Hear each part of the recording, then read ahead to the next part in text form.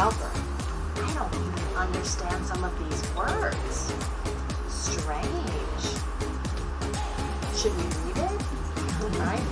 So you start to get them interested, have them share their ideas. What do you think is going to happen? What do you think about these words? You maybe write some of the words.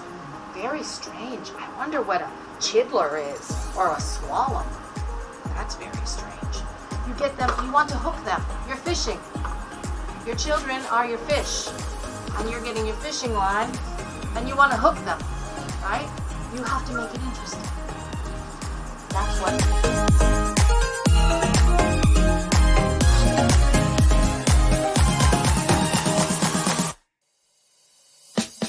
Nama saya Elindrawati. Saya berasal dari SDN Kedaung 8 pagi.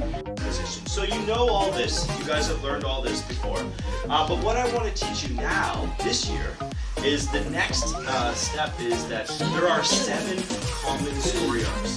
So the books you're reading right now in our library, they all follow a story arc, and what I'm hoping you guys can do is start to identify the story arcs in your books, and also in your own writing, use these story arcs to make your stories better.